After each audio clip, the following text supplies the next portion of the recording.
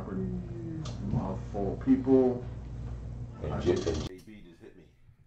So it must be good. Sorry about the audio delay. Sorry about the audio delay. Sorry about the audio delay. JB, I see you. Yeah. Working when you're not working, JB. Ready to be on top. Trying to get things together. A little minor equipment adjustment. Tara Jefferson, how are you? We see you. I see you in the building. What's up, cuz? Rob, what's happening? You should be able to hear it now. You still can't hear it? You should be able to hear it. No, we still can't hear it. We've been trying to call and text. We can't hear it. I haven't touched it at all. We can't hear it on the We do it now. Now we can hear it. All right, thank you. Working when you're not working, JB. And we back live. A little audio issue we got straightened out. Sorry for that. Tahira Jefferson, how are you? Thanks for tuning in. Going back. All right, let me drop back here. Yeah, we good. We back. We rolling. We rolling. All right, we're good. It should be good by now. I think that's what they're saying. Yeah, we good. We good. It was a thing on here doing everything the whole 9 yards. I can hear my thing. Life. Thanks for tuning in. We're back live on Sports Talk. Let's go back. We want to revisit the issue with us hearing what you were saying about. We're talking about the NFL and talking about the issue of what surprised you about the NFL so far this year. Dre, you were saying about. So I said the biggest surprise was that the impact that the rule involving the roughing the passer, how I thought, when the rule was first instituted, I thought it was like, yeah, they want to protect the quarterback, and I just felt that they were going to look at the spirit of the rule and be a little more reasonable. What I found as the season has started and we're in the regular season now, that they are legislating that rule to the letter, and it's impacting the outcome of games. I think that's a little unfortunate. We've always said that, we've sort of joked around and had conjecture about, give quarterbacks flags and, they should be wearing skirts. I think we are closer to that than we've ever been. And I'm a little disappointed by that. And I thought the NFL would have done something, told the refs, hey, use better judgment, be a little more discerning about how you throw this flag. And I do think situation matters. I know refs will debate me about, if it was a roughing the passer in the first quarter, it's a roughing the passer in the fourth quarter. Yeah, I get it. But, no. I think you got to take everything in the totality of everything. And I think you got to be concerned about what the actual intent was. So that has been really surprising. At the same time, very disappointing to me how that rule has been legislated so far this year. And it has impacted the outcome of games. Which is terrible, right? Because it's 3rd and 7, a minute and 43 to go.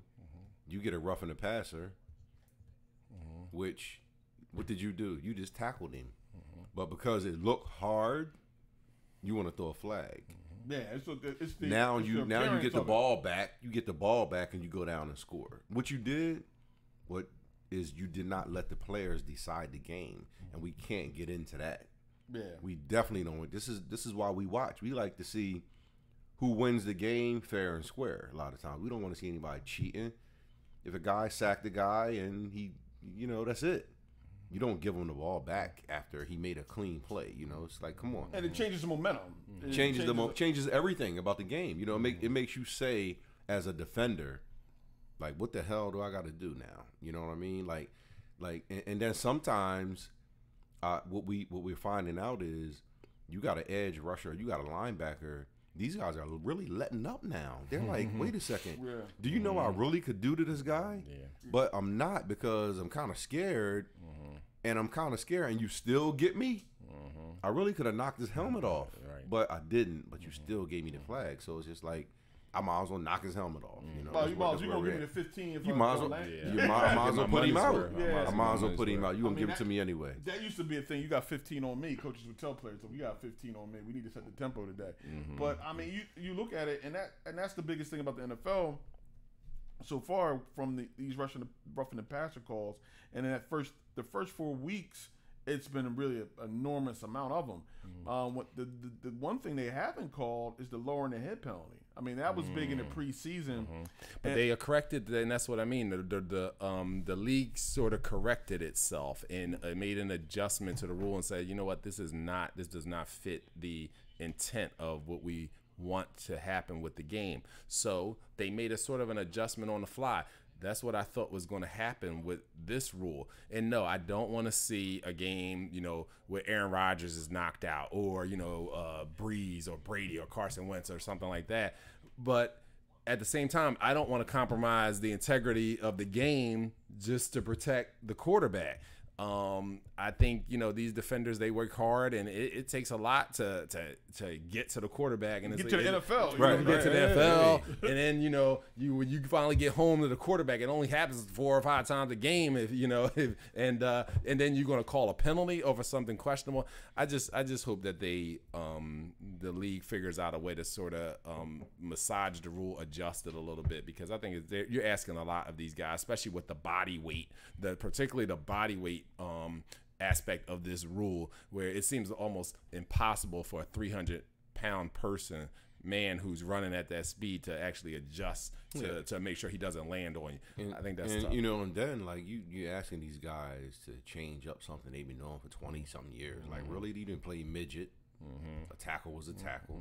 You done went to high school for 4, college for 4, and now you've been in the pros for 7. Like, you got 20 years. Now you want me to just switch my game? You want me to switch something? Like, come on, stop. And really, they really haven't been really, like, you can tell. Like, the classic is Saragusa when he adjusted the Raiders quarterback.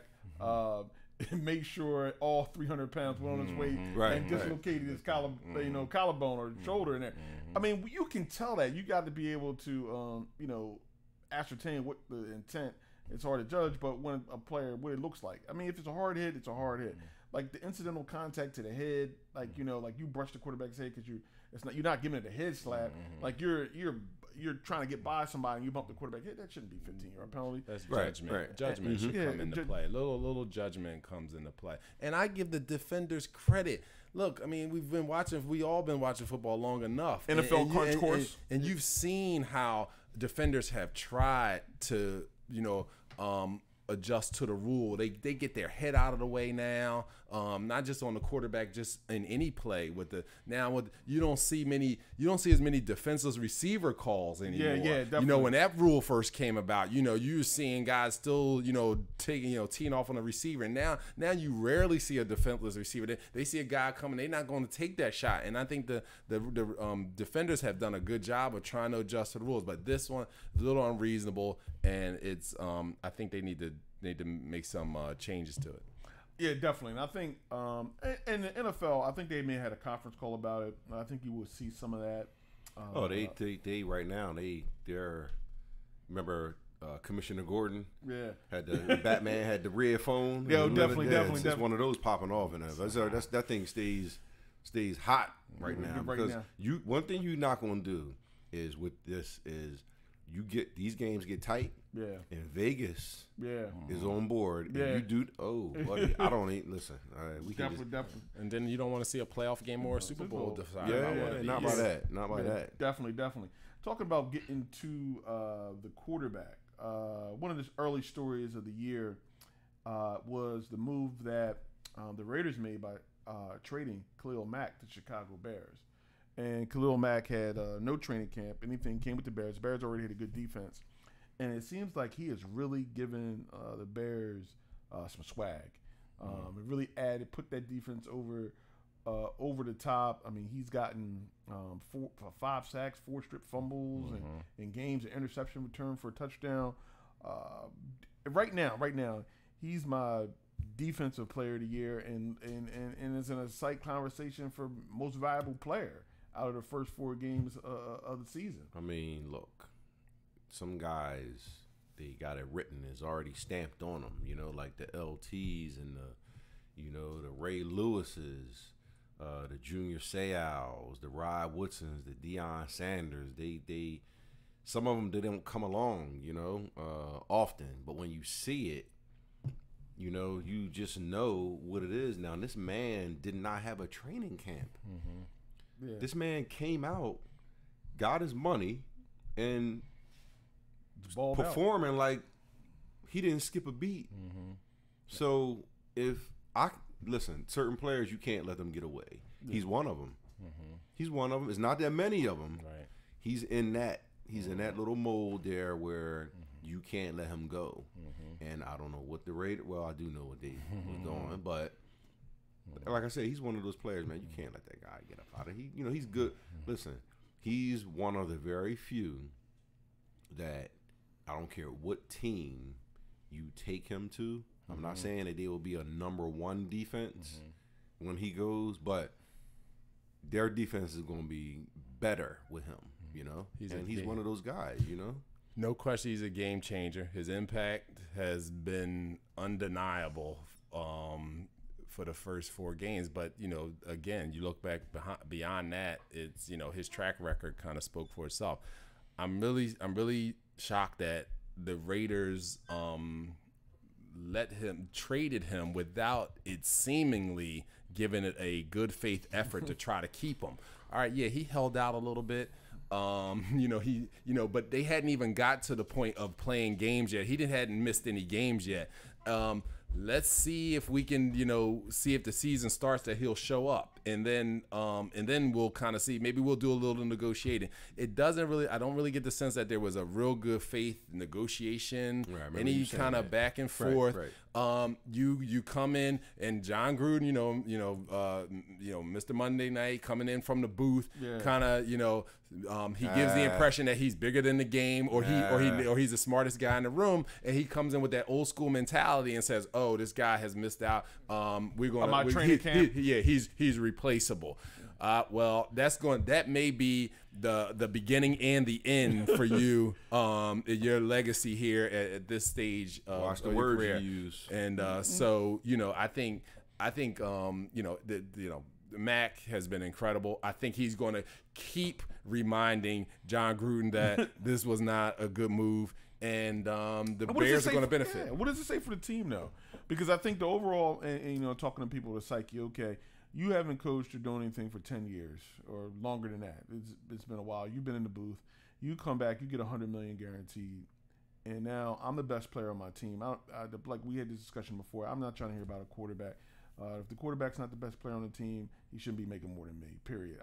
That's what these players now mentality is. It's I'm the defensive player of the year candidate, Pro Bowler, all pro at defensive end and linebacker, and I'm the best player on this team. I want to be compensated. Yeah. And you by looking, when they remove me from the game, it is a difference. You can tell the difference. That's what you need your money for. When these guys, some guys hold out because the team might need them, or they might not be able to survive without them, whatever the case. But he's not one of those guys. Like, you give this man his money. It doesn't even, if you got it, give it to him, because he's worth it every dime. And he's proven it. That defense has been tremendous. I mean, and plus just the overall swag of the team. Like, you talk about they're like, oh, we bringing in a bad cat. We already were good. And now we got one of the baddest guys in the NFL. You're getting pushed over the top. Yeah. Right? Isn't that what you want? Now they talking about, here's the thing. You got, okay, we got an all right defense before he got there.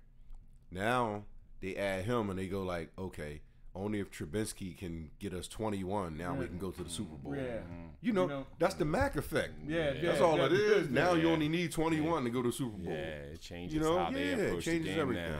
And they had set themselves up, and credit to them for going out and taking a chance on them and getting it done. Now the Raiders, I don't know where they at with sacks this year. Oh, they paying attention but, to what Max but doing. I think they probably could use. Well, a Gruden pass said rusher. himself. He said it's hard to find pass rushers. Oh yeah, well, So he threw that in there too. Yeah. I want to jump into another player that we've talked about a little bit. Drew Brees.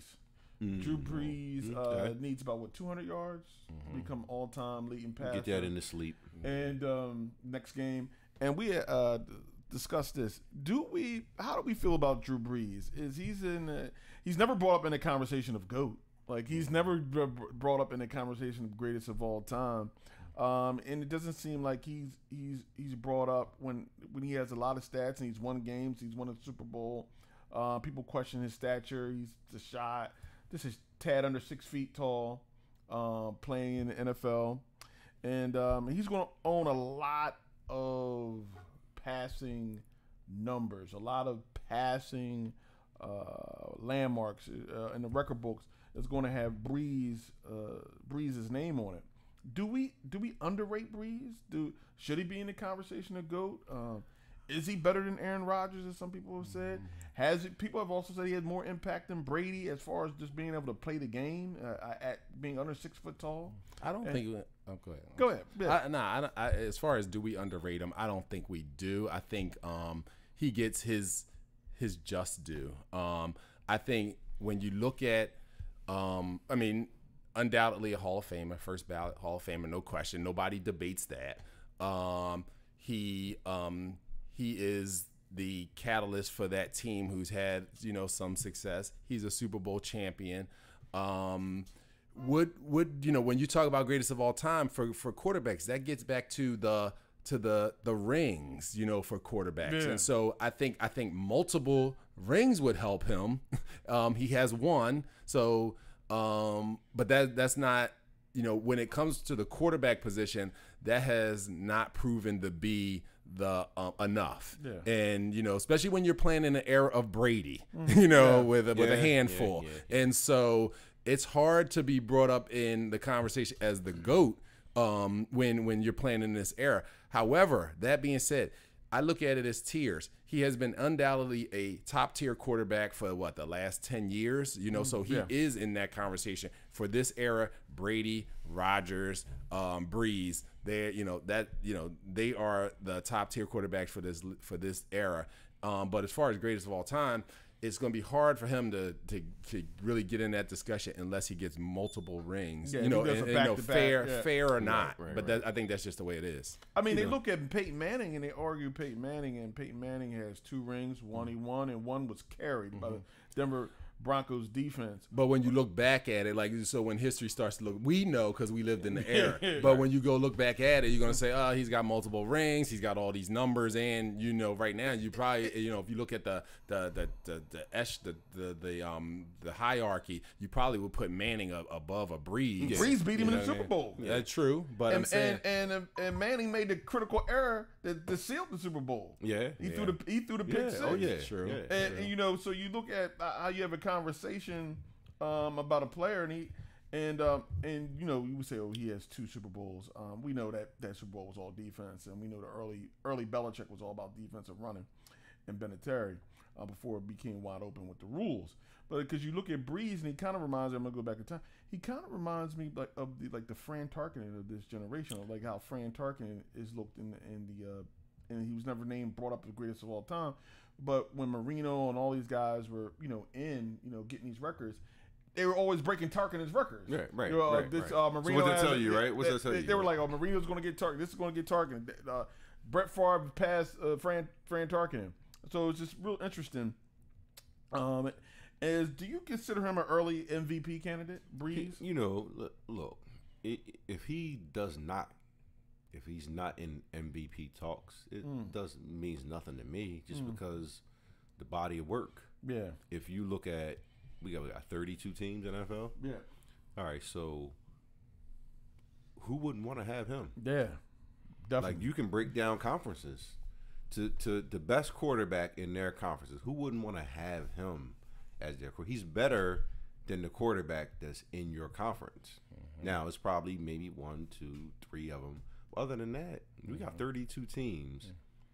They would love to have Breeze. Like he's better than a lot of guys in their conference. And then on top of that, what you said earlier, you take him away. What is that team like?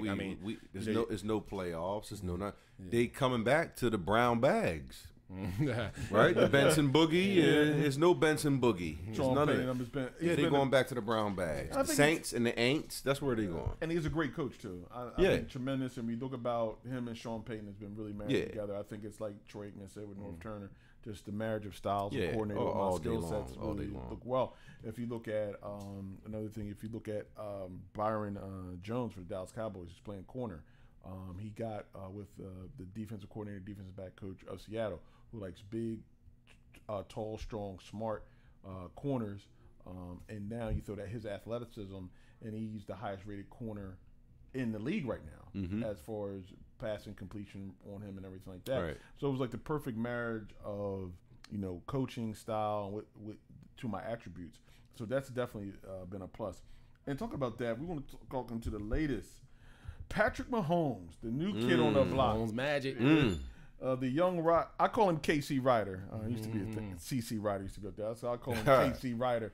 A lot of people call Mahomes, Money Mahomes, and everything like that. He is really taking the league by storm, and comeback win on the road in Denver Monday night. And he's actually, he has all the tools. Oh, he said, talk about those boxes, don't we? When you check them off. And one of the things he said was interesting. His dad was a professional pitcher. Yes, I shout out to Bo Donaldson, journeyman, baseball. He played with Mahomes' dad. Oh, okay. Shout out. And he said never seemed too big for him because he was in big league clubhouses as a child. So he's been around superstars all his life or whatever. Right. So he has everything: the game IQ, the ability to move, the ability to run, to buy time. The arm talent is there to put balls down the field on the money from different passing angles, going left, throwing across my right, rolling right. He's done it all.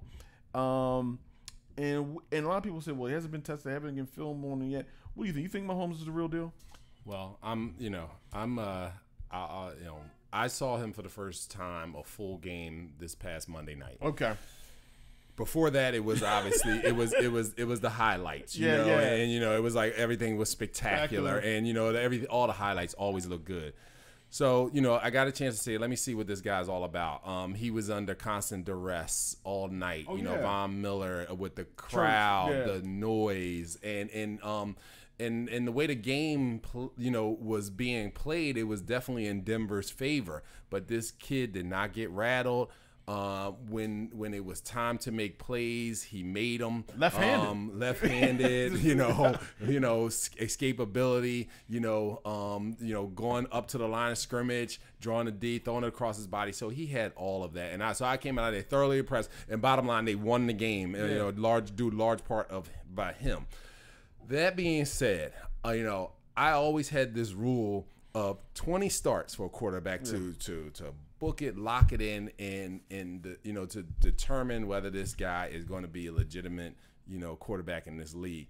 Somehow, over the last couple of years, I sort of waned away from that, and I fell into the Dak Prescott hype, and I fell into the first 12. Is that what you did? You fell in? 12 to 14 games. I said, you know what? I think this guy is legit. I think this guy is the real deal, and we can debate whether he is or not. I think the story is still being written. So then we seen him fall back last year. So I'm sort of back on my 20 game rule before I say book it. This guy is the guy. But he's shown so far that he has all the tools. But a lot goes into playing quarterback in this league, and I didn't know that background about him being in professional clubhouses. That's one of them. Okay, can he handle them? The whole aspect of being the hype of being the face of the franchise. You can walk and talk like a pro from hanging around them. You know what I mean? And just the pressure of what it means to be an NFL quarterback.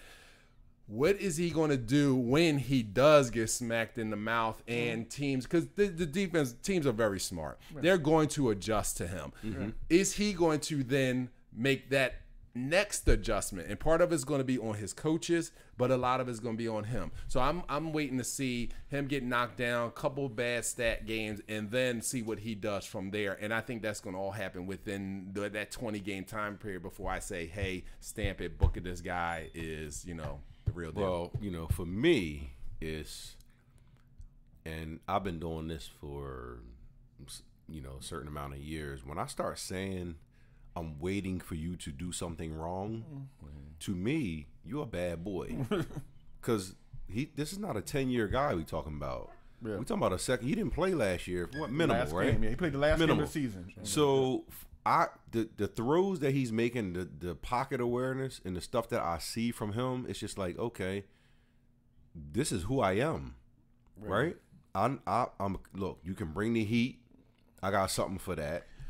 You got all types of routes. I got an arm and I'm mobile. Yeah, he can so beat what you gonna move. do with me? Like you understand what I'm saying? I'm sitting here, I'm watching this guy like, wait a minute. Okay. I'm seeing top tier edge rushers. They coming. Yeah. You up here like a 10-year vet. The ball's coming out. You know where they coming from. You know what routes is being run. You know, it's like, wait a second, this guy, there's no rookie stuff happening here with this guy. He sat a year and learned, and Andy Reid said he was sold on him when Andy Reid brought him in for an interview, closed the door, and he did a full 6-hour install of offense. 6 hour? Yeah, 6 hour. Did anybody take any naps in there? And so they spent, a whole afternoon or morning or whatever installing an offense. And he said this kid was right on par with it. So Andy let him sit for a year, and then start the last game and move Alex Smith. That's one thing you can say about Andy Reid. We'll get into him in a second. He can coach offense and coach quarterbacks. That's one thing he definitely can do. And the thing about what I noticed too, when we get into the coaching aspect and we talk about being helpful, as we talked about last week, Goff with Fisher when he was under Fisher, who Fisher was under Buddy Ryan, and you know how Buddy Ryan feels about quarterbacks and everything like that. You saw Goff. The talk was Goff was a bust. He can't even get off the bench or whatever. I gotta admit, I was one of them. And Fisher was saying, hey, I bring in my guy from high school to do an offense here. Like he really didn't care about offense. It really, didn't. Like it was going down the same thing as we said with Vince Young again. Like I'm not saying Vince Young was a great player, but you really don't have a chance with Jeff Fisher to develop offensively. And you change that with when you have Andy Reid. And Andy Reid, if you watch that game that night time, Monday night, Andy Reid had so many throws at or just below the line of scrimmage for Mahomes. Like, he knew the rush was coming, comfortable, and they got weapons. Like, he's got the hold. I mean, they got everybody that can make him. And they even went out and got, paid Sammy Watkins $16 million. Why? I don't know if they play wide receiver to add to him with Kelsey. Somebody like something. Yeah, so they got all kind of weapons there for him, and they use them. Like, we know Denver's coming. I'm not going to get you hit. I'm not going to have you rattled. The ball's going to be coming out your hand fast to our game breakers. We're going to stay ahead of the chains. And got behind and still came back. Now, Andy Reid's going to, blow some timeouts and stuff like that and win it. But definitely, when you talk about Andy Reid, how he's developed, quarterbacks over years, and even his backup quarterbacks, when they come in, his ability to get them ready to do things that's familiar to them. Peterson is under the Andy Reid tree. He was Andy Reid was under Holmgren, and doesn't get the credit that he deserves. Like, they have John Gruden sitting down on that show dealing with quarterbacks, but Gruden has never developed a young quarterback. Gruden has always gone out and got a veteran quarterback to play for him. And any place just don't mess the game up. Any place and where he's been, he's never taken a first-round draft pick, broke him down, and gotten them ready. And Andy Reid has been successful, with quarterbacks and with offense, going through. And that gets to the point like the coaching. When you're tied to the coaching you get and with where you come into the league, has a lot to do with your success. Yes, I think and you were referring to Dak. The Dak doesn't have the talent in Mahomes' arm talent or whatever, but if he's properly protected. He seems like he can complete passes and be, a solid NFL quarterback. It seems like he needs perfect protection. Like, he can't move his feet and adjust his feet. Or, their offense is supposed to be quick passes and get done. And you take a young quarterback and you say, hey, look, I'm going to give you the least weapons in the league. And then you wonder why you struggle. Your tight end group may be the worst, least talented group of any group on any team in the league. Right. And you got to you do that to a young quarterback man, right, who relies on his tight end. And you don't help him there. I think the one aspect of the Mahomes, what his the cap of his ability is going to be largely due to Andy Reid. what do we say about Andy Reid? Sometimes, the league sort of catches up, Yeah. to Andy Reid, and then when it's time for Andy Reid to make adjustments, once teams catch up to him, what does Andy? We've seen it time and time again where Andy Reid doesn't make the proper adjustments and put this kid in the best position. The league is going to catch up. Yeah, but and this kid may be that kid that you saw on Monday night that can buy that throw That's you where out. I'm at. Yeah, that can throw you. I'm only reason I'm gonna tell you why I'm there because he can throw you out of a situation. But that's what I'm saying. It's Romo Garrett. That's where I'm at. Garrett's offense was a lot of Romo magic. True. We've seen it. We've seen duck 2 sacks, hit somebody on the thing. Right. Oh, we're averaging 24 points a game. Right. But that wasn't because of the way you schemed it up. Right. A playmaker gave me 3 chunk plays in a game that allowed us offense. This is what we got. This is what we got. This is And what we got with Mahomes him. could give you 3 chunk plays, but this team, this KC's loaded on offense. But I mean, they really. Well, listen. Let's be real. Let's be real though. Like they've always had something. They always had something. Yeah. Now, what Mahomes is doing, he's putting them on another level because you can run a 4-2 and a 4-1 all you want. If you don't have the ball, it's like, okay, what we gonna do with you? You got to return punch. You got to do this. You got to do that. He's getting them the ball where they need it, where they can do what they need to do. So, you can have all the weapons. If you can't get the ball to your weapons, this guy, man, I'm telling you, he's special, man. He's a special guy, man. It seems like it to me, but I'm going to go on a 20 game. I'm going on my 20 game waiting history, period, and I'm not going to say either way. Right now, he looks great. I love what I see from him, and look, he can throw the ball. There's no question about that. Oh yeah, he got all the arm talent. The arm talent. He can make all the throws. What He can make all the throws, you and he can make them on the move, which is very impressive. They had an incompletion. I think it was in the third quarter the other night that he escaped. He threw it on the sideline, and the guy didn't get his foot in bounds. But I'm like, the way he got that, how did he get that ball there? Yeah. Right. 35 yards down This the is what I'm field saying. under duress. I was like, You see? how did that ball get there? Yeah. That's what I was I'm looking talking at, about. and it didn't get a lot of replays because it was ended up being out of bounds. But it was like I took note. I was like, wow, I'm gonna put that. I'm gonna bookmark that because I was like, that throw on that on the run like that. Just to get it there and throwing that on that angle is something special. Some guys got that stuff. You know what I'm saying? I think he got that stuff. I mean, the kid is definitely super talented. I mean, you cannot take that away from him. The arm talent is there. He's going to be there. I think the only thing is you'll see how he reacts when he gets knocked down and get back up. Yeah, that's but what I'm I saying. think We all waiting for that. That's what we waiting on. So what they tell you about him? Yeah, definitely. I want to shout out Paul Williams, who's What's up, Paul? Check me out. Cheryl Wesley's checking us out here on the podcast on What's Sports happening, Live. Dana Green? Definitely. How y'all doing? Thanks for tuning in. But yeah, definitely. I think that's the whole thing. Like you get a lot of guys who come in, and I think he was hyped up after the first couple games. You saw some going to Denver. Okay, we're gonna see what happens in Denver. And he pulled it out. They didn't dominate Denver defensively. It's going to be a struggle. You're going to be down sometimes. Jags this week. Yeah, then you got the Jags. Ramsey. Listen, Jalen Ramsey. Gonna be a tight game this week. Yeah. So now he's going up. The next thing he's going up against the Jags. A defense that's giving people problems. Is that in Jacksonville or in KC? KC, I think. In KC. So it'll be very. It's gonna be a problem regardless. Yeah, it's going to be. They a problem. coming. Yeah, Jags, Saxonville. They got some studs over there, yeah. and they coming. Yeah, they're just for them to play defense at this level for so long in the league, it means a lot. That's going to be definitely a game to watch going up. So, what do you guys think of Deshaun, Jackson? Not Jackson. What's the quarterback for Houston? Deshaun Watson. Deshaun Watson. So I haven't looked at the stats. I mean, he kind of jumped out early last year and then got his knee injury. Right, he's coming back from injury, so I want to give some deference to that. And it seems like he's kind of taken a step back. And I haven't watched an actual Texans game yet this year. You will tomorrow. I will see one tomorrow night, yeah. and I'll have have a better idea what's going on. His coach is catching some flack too. Texans. Bill Ryan. He's catching some flack down there. It's football's big in Texas. Oh. They're not going to take What level you want to go? Midget, high school, college, yeah, they're not pro? going to take to they're not exactly got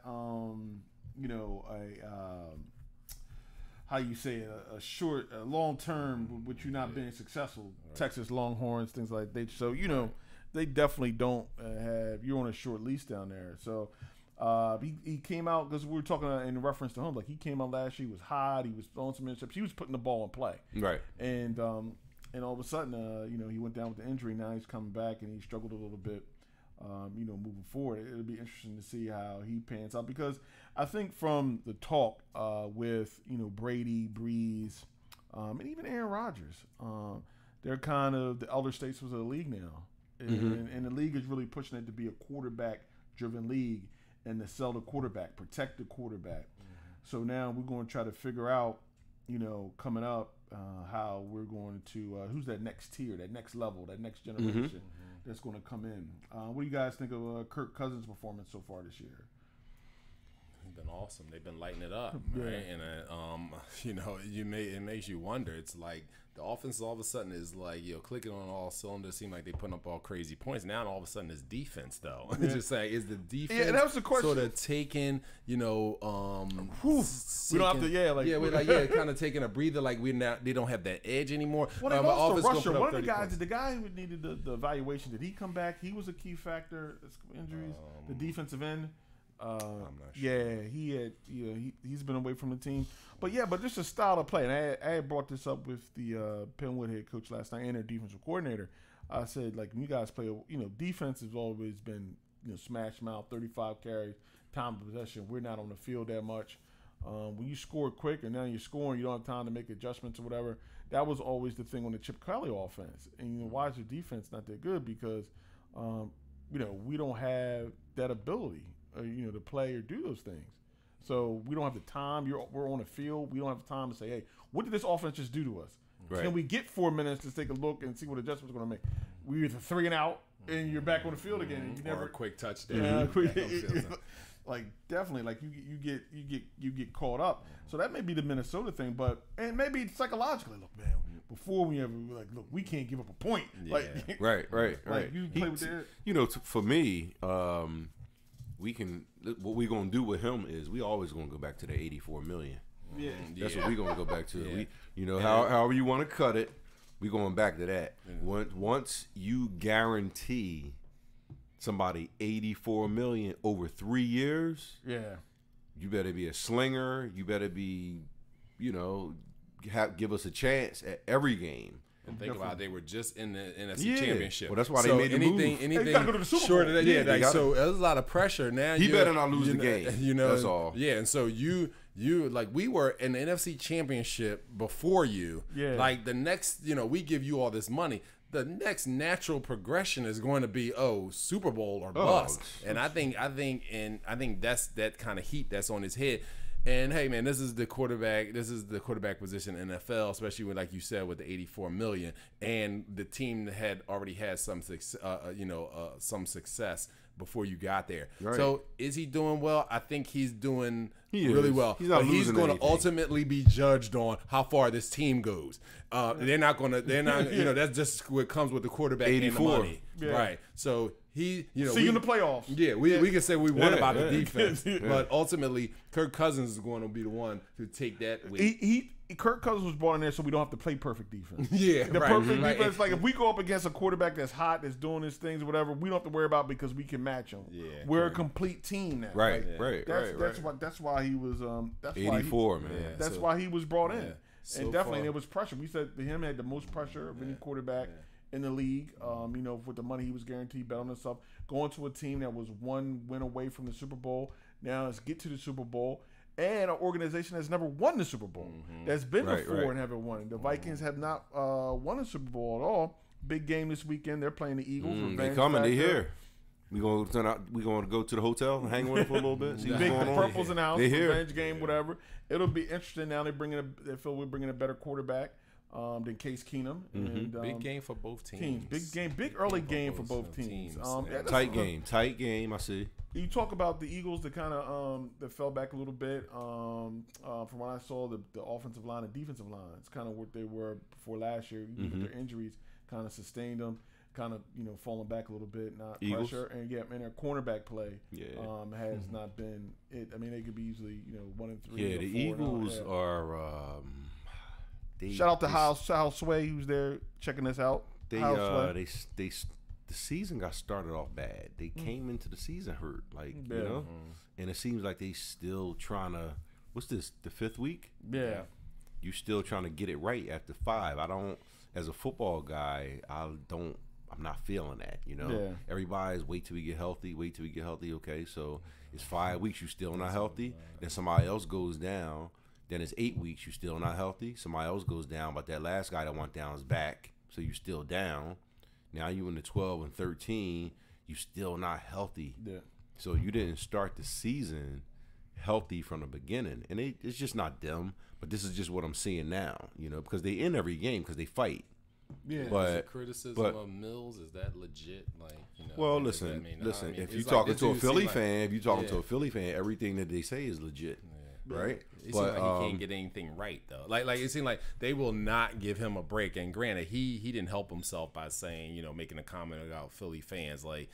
That's one thing I know from growing up in this area. You don't go at the fans. That's a losing battle. So dude, I don't know who was counseling him on that, but that was definitely a misstep. But now on the field, is it that bad? Is he the reason why that the defense is not performing the way they should? That's that's what they make it seem like. Look, the thing about it is when you can point, if you start pointing at the secondary, if you start pointing at the line, if you just pointing at one particular position, you don't have a real problem. But when your whole defense is playing bad, then you got a problem. You just might need to tweak something. Listen, he was on the field last year. Did anybody have a problem with him? No. So what are we doing now? Like what I'm doing this year, is it bad, or somebody not getting to the quarterback? You can't put it all on me. Now if I'm out there on that island and you throwing it up, and every time you look up that it's me, we got a problem. Yeah. But who doesn't catch touchdown passes every week?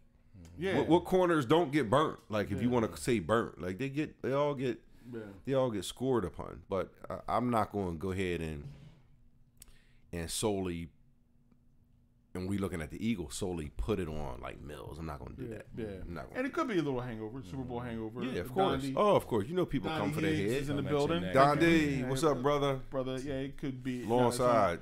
But definitely you've gone from the 100 to the 100.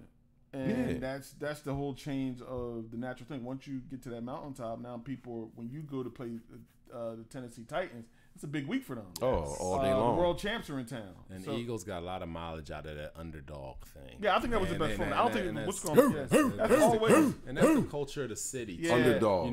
And I think that's what they felt more comfortable at. Now you can't claim you're underdog. You're the Super Bowl champions. And you don't come in ready, then you're not ready. Now you gotta come in, and the other team has that hunger that you had last year, and just human nature has sort of caught up with them. I mean, still early. Can they turn around? Yeah, absolutely. It's a long season. It's absolutely they can turn 10 around. and 6 teams win the Super Bowl. I think if the Eagles get in, with Carson Wentz, they're gonna have just as legitimate chance as anybody. They just got to get in. They got to play well enough just to get in, and I think they're going to be as formidable as anybody. When you got a Carson Wentz, and so it's still early, but I think they, it's a big week though. This is a big week. And the Rams have been the stellar. Has been the Rams. Their defense ain't even their defense hasn't even gotten together yet. Once their defense gets together, and the schedule has favored them. They get Minnesota short week. You get the Vikings short week in LA, going across 2 time zones, whatever. It's so you- interesting how they've approached it. They like weird, like putting all our chips on the table this year. Yeah. like Yeah, like they- We're playing, we got You in golf. LA, you in LA. Golf, and LA fans don't come out if you win it. Yeah. And golf is you're getting golf at a cheap price. We might as well pay everybody right now Might as and well win. pay him. Might as well get it. That was pretty fascinating to see how their off season. They were definitely the winners in the off. They were trying to get Mac. and Yeah.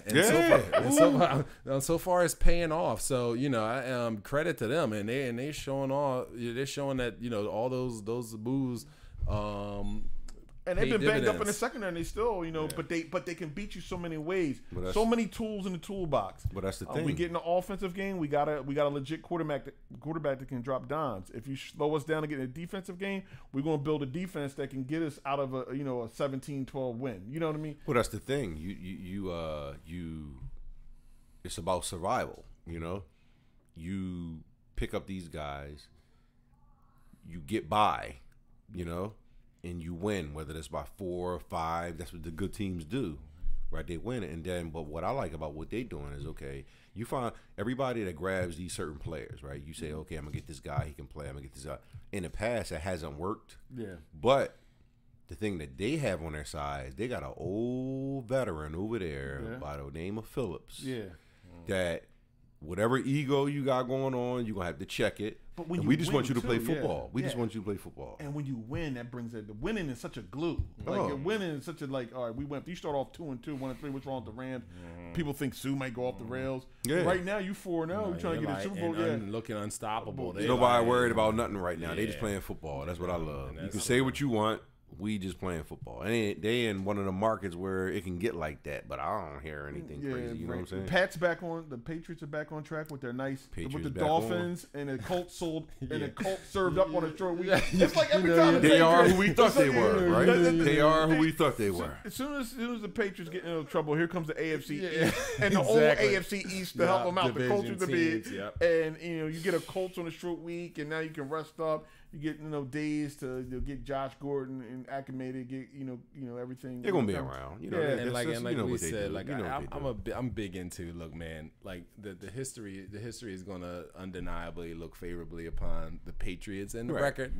Granted the record, and they got the championships to prove it. But man, if you lived in this era and you know what the AFC East has been like, like you know what I mean. Like we've lived this, and Yeah. we know that they have not had any real resistance, real test in that. They division. come out licking their wounds. Yeah, Right, and yeah. so one of those- it's, that's it's one of just those- like yeah. it's just like they've had so much success that you can't even knock it because you can't. It's so hard to win a Super Bowl even if you win those division titles. So they got the Super Bowls to prove it. But my goodness, like. You Well, can't you get the help to home look field, At, yeah, like, they get the home yeah, field. so- You can't help to look at the fact that playing in this division, and only if you've lived in this era, you will understand. History won't do it justice. Yeah. They won't. They'll look at us like it won't make sense what we're talking about Right. when you look back at history. But they won this many divisions and 13-3 and all this and these Super Bowls. I'm like, yeah. If all right, I get if you look at the Steelers in the '70s, the AFC Central. Yeah, right. yeah. Bengals, Same. Browns, you know what I mean? Same deal. you know? Same Yeah. deal. You know. NFC West with the NFC West with the 49ers. Yes, when you're up there. right. Now there was one dynasty that was in a division that was Yeah, when- That when- was when- one. yeah, It was like yeah. 2 other world champions. Yes. Buddy Ryan's defense. Right. Like Buddy you know, Ryan. yeah, Yeah. like, there was one dynasty that Yeah. it was no easy out. Those games of the week, and that Exactly. definitely was definitely But look, we're gonna take a quick break and come back.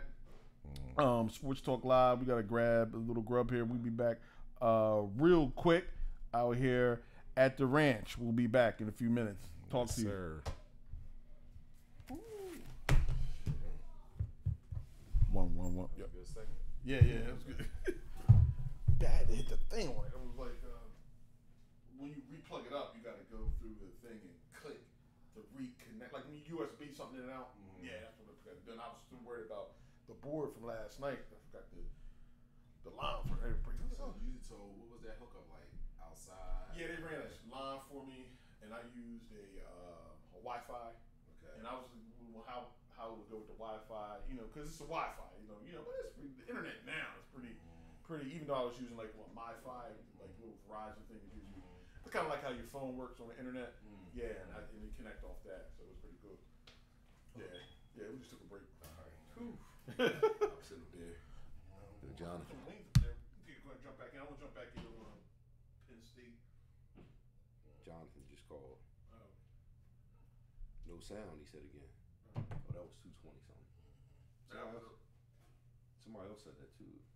They might. I think that was earlier. That was early. They might have come in. If they click on, I don't know how it goes, where you click in the video and go back. Mm-hmm. Yeah. It starts it over. For Yeah. you. Sometimes, like, once you still be like, yeah. Right. That's what I'm still getting a hard feel for, like on the whole Facebook Live when I'm looking at from home or something. Yeah. Like, and then I don't know when I'm live and when it's I'm looking at replays. I get confused by that sometimes.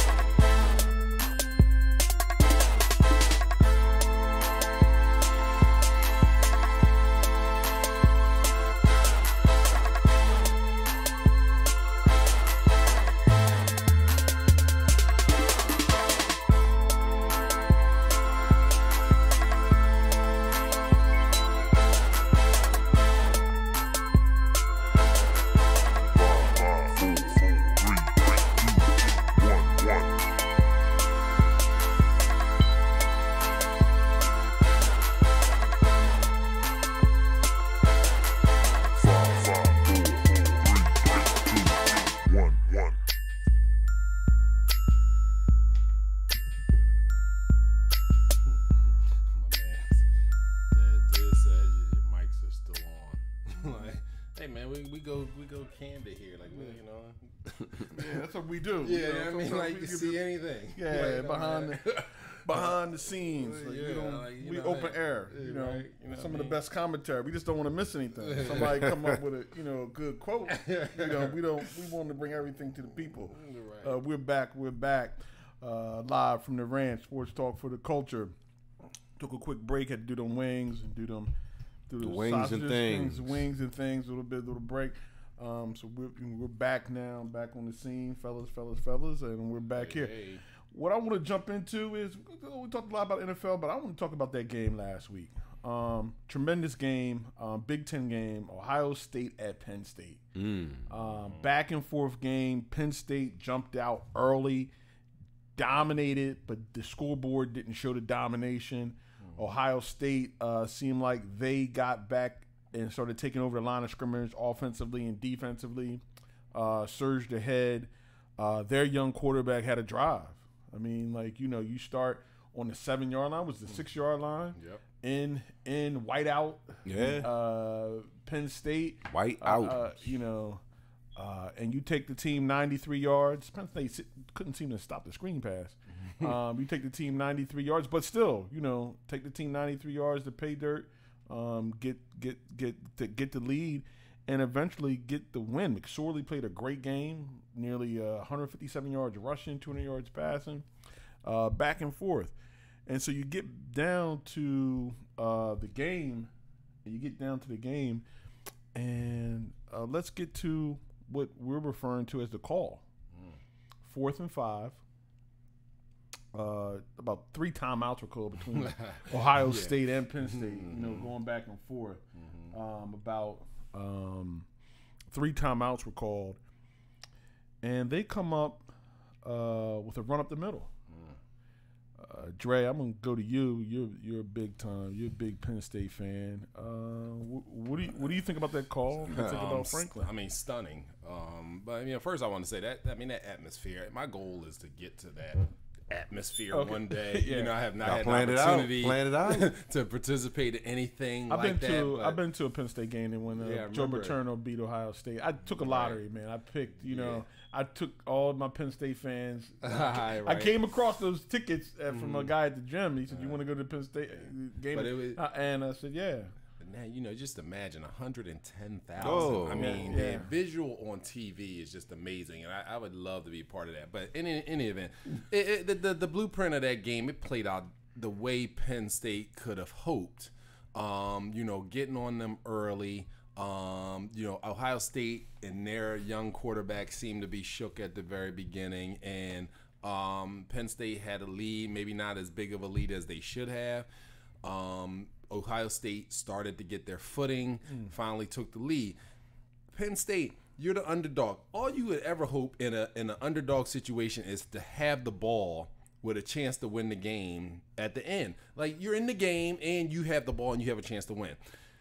The call comes down to 4th and short, and you know I think it was like 4 yards or so, and you got McSorley, who's undoubtedly your best player. Yeah, like, he's been the best player in the game. There's no doubt about that. The quarterback draw was one of the best running plays, or if the play you had all game. So Right. I expected McSorley to get the ball in his hands or roll out or just make something happen. Run for 5 yards, throw for 5 yards, you know. I expected him to have the ball in his hands. And we often say that these coaches outthink themselves, and, you know, and I think with all the timeouts being called, I think, you know, Franklin just sort of outthought himself. He probably thought, oh, they're going to expect that McSorley's going to have the ball, so we're going to do this in order to combat that. No, you go with the best play that you have in that situation with your best player. Let him ultimately make the decision on whether you win or lose the game. And no one will ever question the call. Yeah, you had the ball with your best player,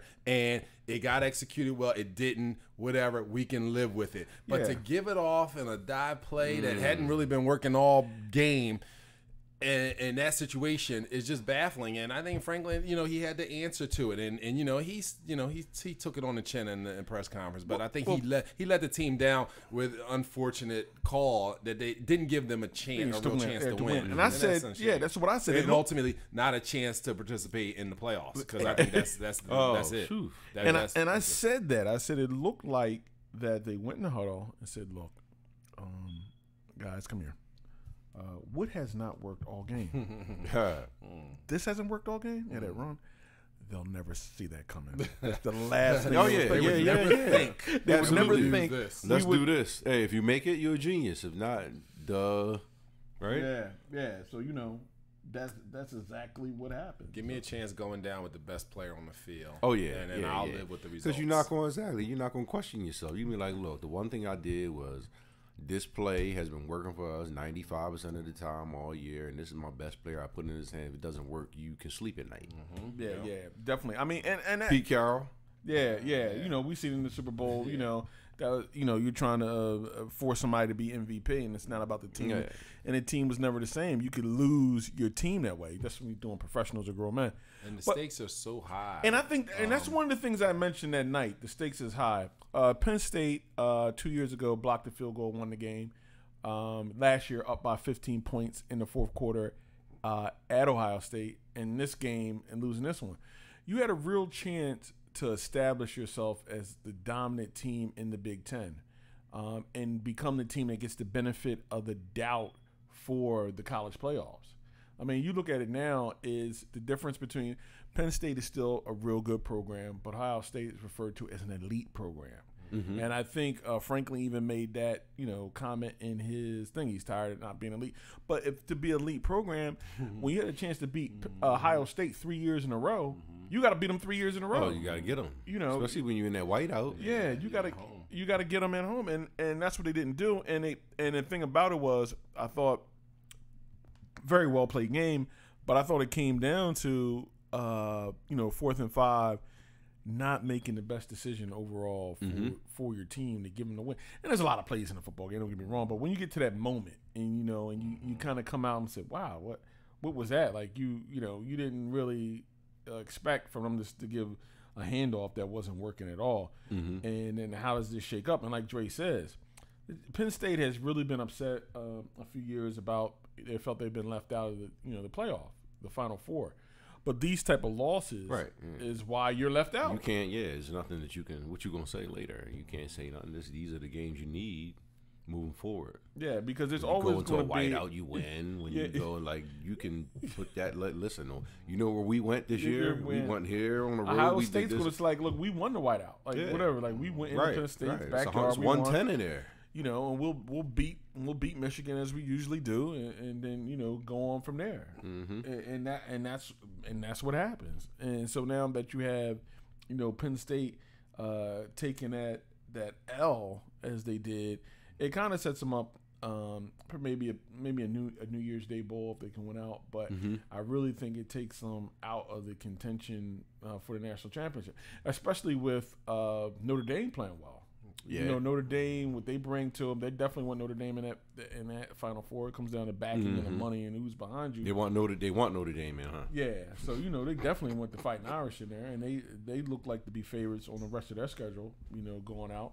So that's definitely going to give them an opportunity to get in there and get that positioning. So yeah, it was a disappointing thing for Penn State Nation to come up in a game that looked like you definitely could win. You definitely could have won that football game and definitely set yourself up to be in position to be in conversation with the playoffs and the national championship. I mean, that's just. I think this one will go back. Well, I don't think Franklin's job is his job in jeopardy. I don't think so. Nah, they like him. They love him. They'll get to. He's a great recruiter. They get to a bowl, win your bowl game, and I think he'll be fine. Yeah, he'll definitely be. One of the things I want to talk about, and it kind of came up, we talked about last week when we talked about the new transfer rule, and it came up. This week was big because the quarterback for Alabama played his 5th game. 5? Yeah, he played in his 5th game, so he's not eligible to transfer anymore. He's going to stay at Alabama. The kid from Clemson, he's made a decision that he would move on. And the Clemson's freshman quarterback who they went with got hurt. And now they put them in a precarious situation because now they had to bring some other kid off of redshirt, freshman to play. Is these two kids, are they going to be hurt? Is he going to be able to go forward? And it's been sparked a big debate. The big debate we talked about, never heard it, talked about your loyalty to your team. You start with your team, you finish with your team. And I understand that. I understand, loyalty to your team. We coming together. Some Clemson players, didn't like, his decision or whatever. His decision, he felt, was the Clemson quarterback. Well, I still have dreams about playing in the NFL, and I want to play. Let me go somewhere where I can play, where I have eligibility, because I'm not, good enough to play here. So we're going to make that move. And Joe Flacco transferred down to University of Delaware from Pitt. Went there, led Delaware to a national championship game at their level. Ended up drafted, and the rest is history. Where do you guys fall in? Dre, where do you fall in with this transfer rule and being able to leave after 4 games? And really the rules have changed where schools can't block you anymore. Once you say you're ready to transfer, your name has to go into a database, and they have to put you in there. With players being able to move even after 4 games in the season. I mean, I've evolved in this over this issue because I guess I was kind of old school from the standpoint of you made a commitment, and you got to play out your commitment. But what I've seen as I've sort of matured and kind of seen how the landscape of college athletics is so much more like a business. It seems like than it ever was. Coaches certainly treat it like a business, and they're always, for the most part, looking for that next job, that next stepping stone, and they can leave at the drop of a hat for more money with no consequence, no penalty. So the kids always have to be the ones to suffer. Right. They're not making millions of dollars. They just asking to be able to have the freedom. When you decided to bring in some other guy in my position. And now, ultimately that's going to affect my opportunity. Right. Why can't I just go and find the best opportunity for myself? Because as a college coach, you can always do that. You have no problem doing that. And despite the fact that you sat in my living room and recruited me to come here, and then you go bounce for the next gig after a year or whatever. So I have, I'm now all in favor of more freedom for the players because I see that that's all they have. They don't get, they're not getting anything else. Yeah, everybody say free education. I mean, let's not fool ourselves. I mean, they also bringing in a lot of money to these universities, the top tier. And I think for a guy, a regular guy is going to be an accountant, yes. But when you get to the hierarchy, when you talk about, especially with the basketball moves, they move allowing people to get agents down. When you move into that upper echelon of player who's still looking for opportunity, because especially with the NFL, there's no real – the NFL has not developed a minor league system where you cannot go to college and play whatever. They benefit off that, the exposure, the notoriety you get playing for a university, and you bring that university fan pool into the team you play with and the jersey sales, whatever. This running back for, let's say a running back for Clemson did really well. Now he gets drafted by Baltimore. They say, yo, you know what? Let's go get Johnson's jersey. He's a Baltimore Raven now. Let's go buy some of them. I'm gonna keep my eye on Baltimore because he's one of our favorite players. It brings up, and I kind of felt the same way as Dre's felt. As you look at the landscape of collegiate athletics, as you look at the Villanova championship game that came on at 9:00 last one, to make sure everybody had proper viewing time. You look at the concerts that are sponsored around this, the fanfare fest and everything like that around that national championship game. It's generating revenues and dollars. The playoff system. So now you look at it, and Nick Saban's been outspoken against this, staying with your team and everything. But if you look at it, they want players to have less and less freedom. And it makes their job easier. Right. Exactly, because there's no guy in the world you're going to tell me that if you're coaching at Toledo and you signed a 6-year deal to coach at Toledo, and then had them undefeated 2 years, and Ohio State comes and says, "Look, we're going to triple your money to be the head coach at Ohio State." Right. You're going to tell them, "I've made a commitment to Toledo. come see me in 4 years. And when I'm done with my letter and the contract I signed with Toledo, if there's still an opening or something going on at Ohio State that you want me, I'll come in. That's never going to happen. That never happens. You know, Right. the coaches are free to will, make millions, sign contracts, sign deals. So, and it's not that many players. I think now they may open up. They said the quarterbacks will have an opportunity to really, push the scales. You know, before you could all right, let me get this freshman in. I think he has more arm talent. I think he's better. And I got my senior who's played right here in case something goes wrong. Like I got him there, laying in the background in case something happens. So you're not going to have that luxury anymore when it comes to coaching. You're just not going to have that. Well, gone are the days of the universities. They are still prestigious, but 15 of them are recruiting me. Yeah, yeah. So it's like, okay, you recruited me to come play for you, and I'm a corner, but it's 6 corners in front of me. Yeah. I'm not waiting until 2 of them or 3 of them graduate for me to play as a junior. No, you got to let me out of that, right? Yeah. You got to let me get out of that. I shouldn't have to wait until my junior year to play for anyone.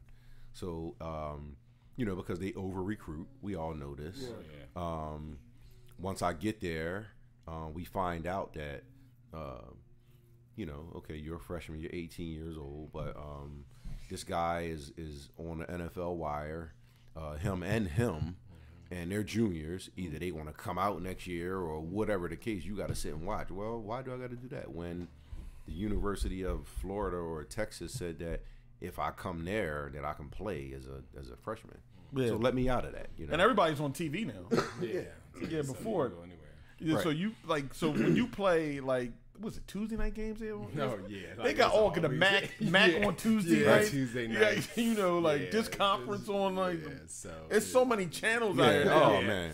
So you're gonna Any channel you flick on is football. There's, on a Saturday, I mean, it can be. It can be about 11 games on at one time. Oh, Yeah, easy. yeah, definitely Easy. depending on your package. that's why they go 3 TVs down in the ranch because there's so much stuff going on in the level of college football and where's that money going? And that's the question. Where? That who benefits from the revenue that's Party like it's 1999. well, all the revenue that all these TV contracts, the Big Ten Network, the SEC Network, ESPN, CBS, ABC. Now streaming services are buying in the stream sports. This revenue that it's generating, and it's an enormous amount of wealth. They're saying it's supporting the other 30 sports. Yeah, it's yeah. Oh, Yeah. I mean, I remember this was some time ago that the SEC made $900 million. I'm sitting there like, huh? Like, wait a second. How do you do that? $900 million? $900 million. Like, come on. And where does it go? You pay we partying like it's 1999. And the interesting thing about it, and you look, see the revenue that's driven, and you look at the boosters and everybody want their team to do well. It's only natural that you're going to have some payment. This is big business. People are looking at these scandals in college now, saying, what's going on. But it's always been that way. It's always been from a booster driven. It's always a little bit tighter on things. Yeah. Like the rug that you swept it under is not so big anymore. That's all. You when you talk about something that got to get done, you better have the lawyers ready. You better it's just tighter now for you to get away with a whole bunch of stuff. But hey, listen, man, all this money that's being this revenue that's being generated. Come on, man, you can't. That's the one thing you're not going to deny. They give it to you now. Oh, this bowl game, the Fiesta Bowl, the Orange Bowl, this is how much these teams are getting. Yeah. So once you find that out, it's just like, oh, okay, no wonder they let this guy skip class and he's not coming back anymore. 'Cause And then you see the sponsorships that Yeah, go behind these come on, bowls. it Like, doesn't- you can't doesn't recognize stop. some of these bowls now Yeah, with all the different and- sponsorships. Oh yeah, like you Yeah. have know. so many sponsors on the bowls Yeah. that you. What bowl is it? Yeah, what is this? It's the 7-Day Evangelist, Yeah, and then you- and- Meineke Holiday. And then you got games like I think Michigan holds 110, Penn State's hold 110. Yeah. All right, they got 5 games. You got 500,000 people. If they gave you $1, like you know what I mean? That's not to mention all the food sales. Yeah, exactly. all that So stuff. it's a whole bunch of money alcohol. happening. Yeah. They sell alcohol at these collegiate events. Why not? Yeah, I mean- don't you want to see everybody happy? Yeah, and that's the big thing. And now we've come to the point where a lot of guys they don't want to pay them. They don't want to give them any money or anything like that. And now you want to hold them. Now you want to Hostage. hold them hostage and give them no freedom to go to play. So I've evolved. I say more freedom for the players. That's all they have. So and these years are very limited. In Yeah. what they can do this. You're and athletic, so you let them do what they need to do, Mm-hmm. and let them gamble on themselves. Because coaches are The certainly kids, going you know. to take. Coaches are certainly going to take. The coach is their going to do opportunity- what's in their best best interest. interest, right? And let, the let be- the kids do what they want to do. And at a level, we had talked about the intensity and the pressure when we talk about the tragedy that happened in Maryland. You got position coaches that are trying to become coordinators. You got coordinators that are trying to become head coaches. So you're pushing the envelope, and your dependencies have been kids between 18 and 22 years old, 23 years old. Now we all know how we are 18 and 23. So Absolutely. your success and you're getting to the next step, or maybe generational wealth, all depends on these young athletes and these young kids, and they have once you play a sport, you have very little time to play. Your time between maybe 18 and 30, or your peak earning years. You're not actor or a musician or whatever can have a hit album or a hit movie or hit sitcom later in life. You got between 18 and 30 really to generate this revenue. And if you feel you're close enough and you need some more exposure, why wouldn't you want to be able to go and do that? I mean, from the coach's aspect of it, I mean, if you want to hold this player here, what difference does it mean? You're holding a player there that you're not playing. I mean, And you're just limiting his opportunity. Yeah. Give them some of the leverage back. The players, this is the only leverage they have. Let them get.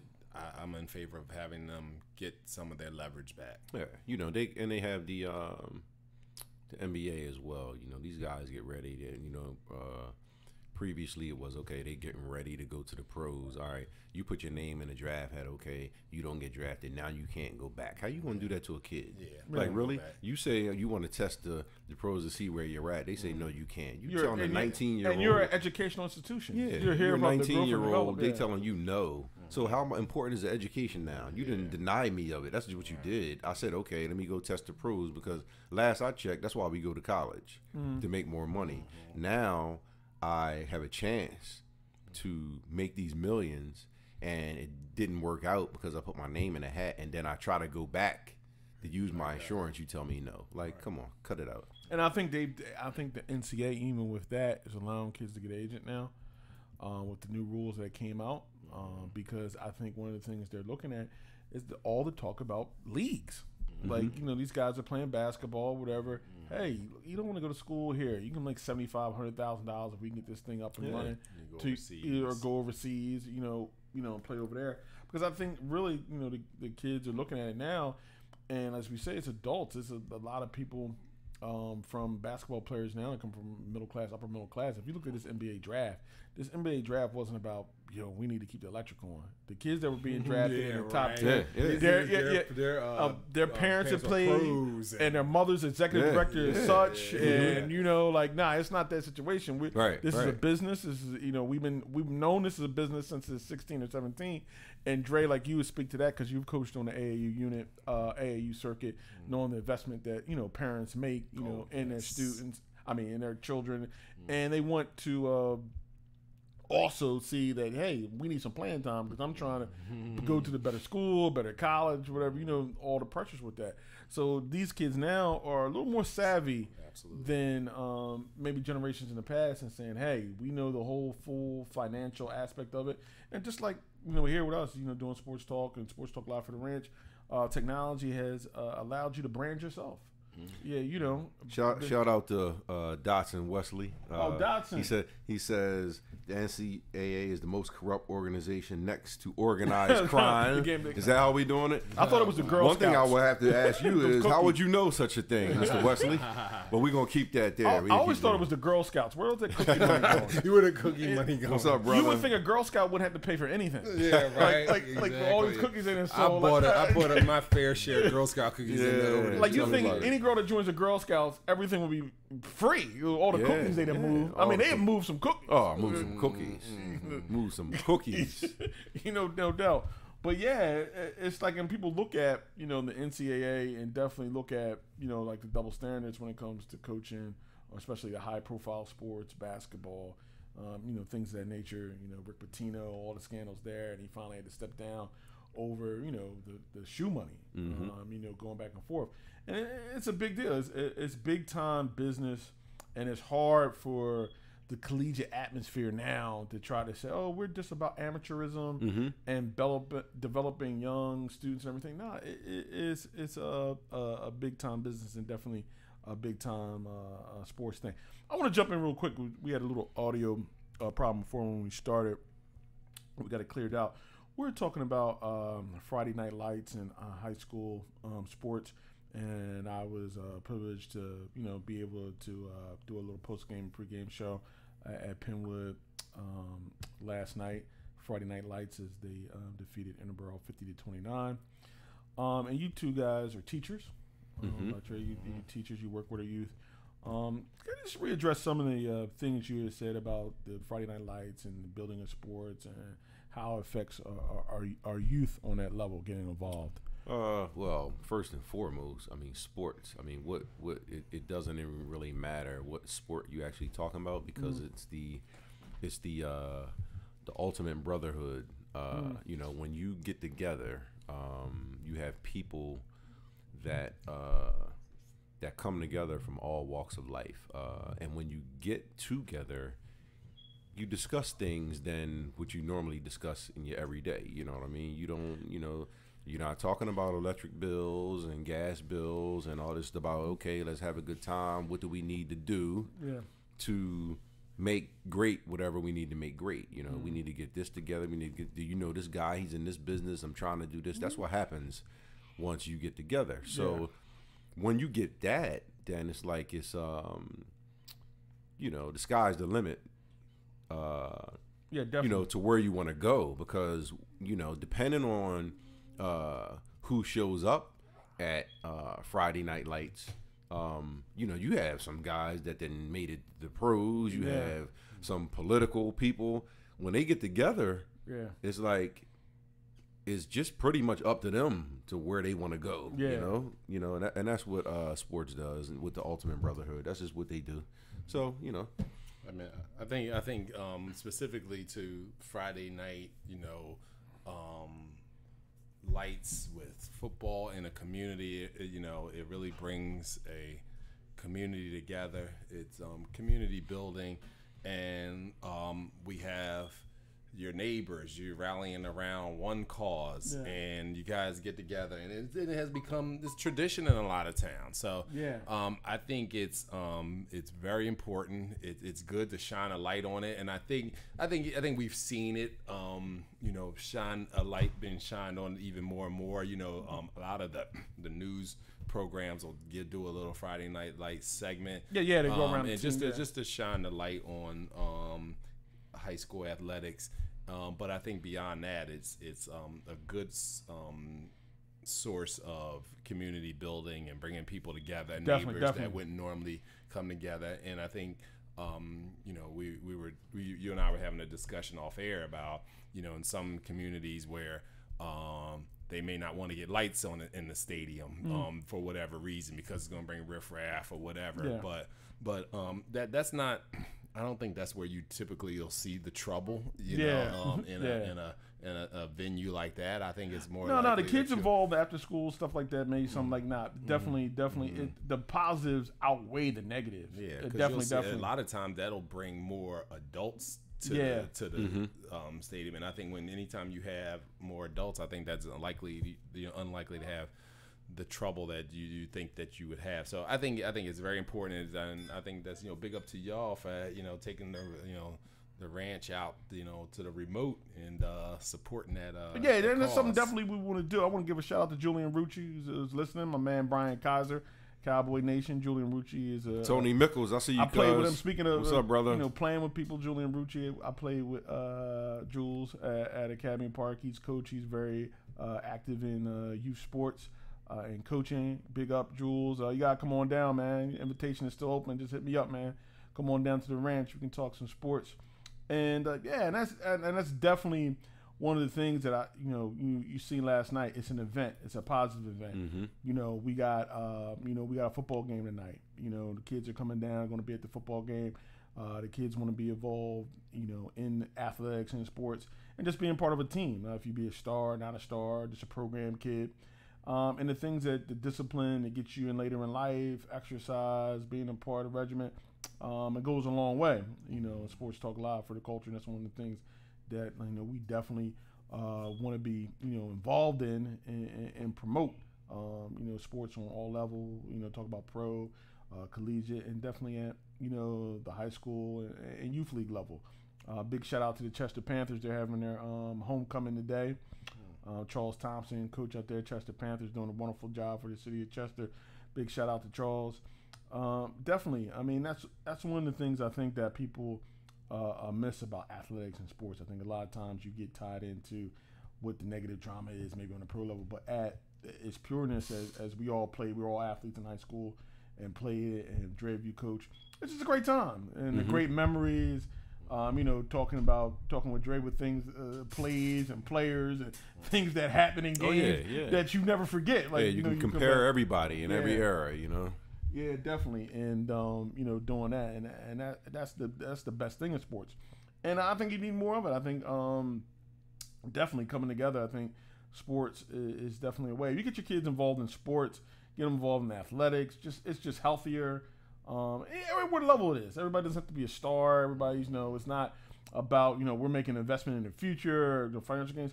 Just being a part of it, just going out and exercising and just doing those things, just helps you out enormously when you talk about later in life. I know that happens with me.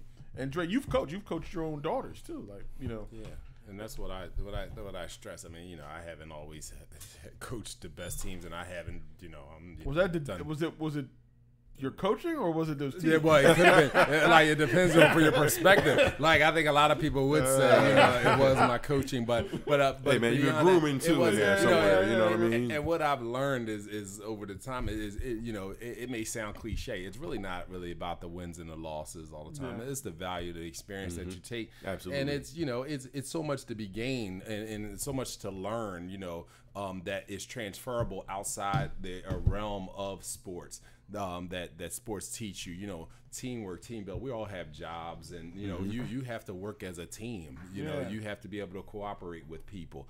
You have to be able to take instruction from people. You have to be able to execute. There'll be goals and game plans set forth even outside of the sports arena that you have to. You're given a directive. You have to execute.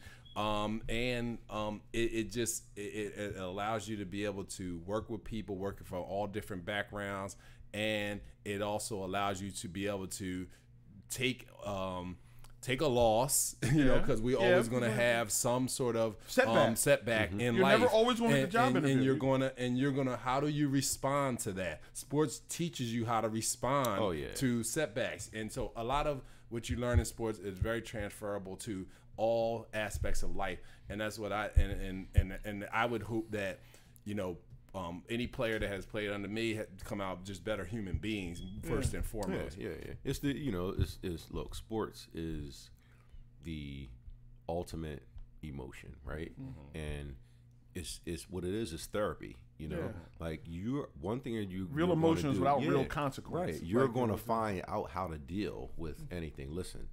I was sometimes the worst loser, right? Because if I lost, I was there, but you didn't hear me. I didn't want to speak to anybody. I didn't want to do anything. But also, it ultimately, I learned how to deal with loss. Like, oh man, come on, you lost. You did everything you were supposed to do. It didn't happen, right? So guess what? You got another game, right? And this goes on. I was actually, I've discussed things like this with, being in a marriage, my ex-wife before. It was just like, listen, you get into these things and they happen daily, right? But you don't have a chance to go into the dumps because you got a game the next day. It's like, do you want me to stay here? I can't stay here in this because we got another game. This is Monday. This is Monday, right? We lost. I can't stay down because guess what? We got practice Tuesday and we got another game on Wednesday. I gotta forget real quick in sports. You know what I mean? But it's either you understand that or you don't, and that's what sports brings to you. You know what I mean? Yep. You gotta forget real quick. And you have to. In life, unfortunately, that next crisis is around the corner. Oh yeah, and you can be living a great life, and but things happen. Right, it can take you down. And that next crisis is around the corner. How are you going to respond? You still got to take care of your family. You still got to be able to go into work the next day. Yeah, absolutely. Can't hold on to that. Yeah, I think you got to try not you how to put things in proper perspective, and Absolutely. then bounce back, and you learn resiliency. You learn toughness, and I think that's those are the key attributes. Right, it propels you for life, man. Period. Point blank. Period. Propels you to deal with life. Yeah, definitely. And that's a tremendous note to close out on in this session. Sports Talk Live from the Ranch. Andre, thanks for coming down. Anytime. Always frequent. The DRE. When I get the website up, I could have you do some work on there, write some articles or whatever, talk about coaching or whatever. Oh, no doubt. Duke, you too. All day. I'm around. You guys are definitely I always think that I'm a phone call away. You guys are teachers and definitely can get some input on that. But yeah, we want to check out here live from the ranch. Shout out to Jonathan working behind the scenes. JB, long distance working. Letting us know about little audio issues. Elena. Sometimes you run into little blips, but we come back and come in there. And sometimes the mics will be on, people. I just try to catch everything. A lot of times we go off air and we get some good stuff on. But I just want to say thanks for everybody for tuning in, and we'll be back next week. Live from the ranch. See you next week. We out. Peace. Peace out.